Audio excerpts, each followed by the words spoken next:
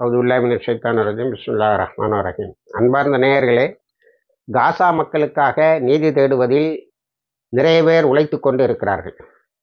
அந்த உழைப்பின் ஒரு பகுதி ஹிந்து ரஜப் குரூப்பே உலகம் முழுவதும் இந்த வேலையை செய்கிறது. பிரான்ஸுக்கு நத்தியானுக்கு வர முடியாத அளவுக்கு வேலை செய்கிறது. உலகம் முழுவதும் ஓய்வெடுக்க வந்த இஸ்ரேலிய இராணுவத்துக்கு என்ன வாக்கு கொடுத்து கூப்பிடான்னா, 3 மாதம் காசாவில் போய் தலையை காட்டிட்டு வந்துட்டு இங்கே வந்த உடனே உனக்கு தலை இருந்தால் உன்னை குடும்பத்தோட டூர் அனுப்புகிறோம்னு சொல்லி அனுப்புகிறான். அந்த குடும்பத்தை அதுபோல் வரக்கூடியவர்களை ஹிந்து ரஜப் குரூப்பு அந்தந்த நாட்டில் கைது செய்வதற்கு ஏற்பாடு செய்து கொண்டு இருக்கிறது. அடுத்தது அமெரிக்கா பைடனையும் கமலா ஹாரிஸையும் ஆண்டனி பிளிங்கனையும் முன்னால் இருந்த இராணுவ ஆலோசகரை எல்லோரையும் விசாரிக்க வேண்டும் என்ற ஒரு விசாரணை நடந்து கொண்டு இதெல்லாம் ரொம்ப மைனியூட்டாக ஐக்கிய நாடுகள் சபையினுடைய ராப்போர்ட்டியர் என்ற அல்பானிஸ் பிரான்சிஸ் அல்பானியஸ் செய்து கொண்டு இருக்கிறார். இவன் ரீசண்டாக ஜெர்மனிக்கு போயிருக்காங்க. ஜெர்மனியில் போய் இதை பேசுவாங்கன்னு தெரிஞ்ச உடனே ஜெர்மனியில் அவங்களுக்கு கொடுத்த வெனியூவை மாற்றிருக்கான். ஃபோன் பண்ணி உன்னை கொன்னுருவான்ருக்கான், இல்லைன்னா அரெஸ்ட் பண்ணுவோன்னு சொல்லியிருக்கான். இப்படி எல்லாம் பயம் காட்டியிருக்கான். 3 தடவை அந்த பேசுவதற்கான அரங்கத்தை மாற்ற வேண்டியதாக போச்சுட்டு.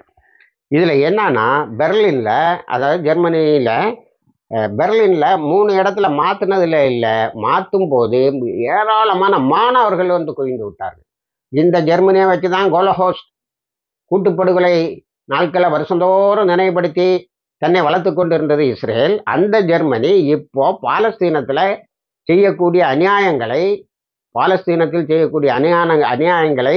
ஒரு UN ஐக்கிய நாடுகள் சபையினுடைய தூதுவர் பேச விடாமல் தடுக்கிறது. அது அந்த அம்மா 3 தடவை இது பண்ணாலும் கிளீனாக அந்த கூட்டத்தை நடத்தியே முடித்து விட்டது. அது பெண்களும் குழந்தைகளும் எப்படி கொலை செய்யப்பட்டார்கள் என்பதை பேசுகின்ற போது குழுமி இருந்தோர் கண்ணீர் வடித்திருக்கிறார்கள். ஜெர்மனியில் ஏற்பட்டு இருக்கக்கூடிய இந்த ஃப்ரீடம் ஆஃப் எக்ஸ்பிரஷன் தடையை தடுத்து இருக்கிறார்கள். இதே பாலஸ்தீனத்துக்கு எதிராக பேசுகிறதா இருந்தால் யார் தடை செய்தாலும் ஃப்ரீடம் ஆஃப் எக்ஸ்பிரஷன்பாங்க, ஃப்ரீடம் ஆஃப் ஸ்பீச்சும்பாங்க, எல்லாத்தையும் கொண்டு வந்துடுவாங்க. இப்போ ஐக்கிய நாடுகள் சபையினுடைய ராப்போர்ட்டியருக்கு அது இல்லை.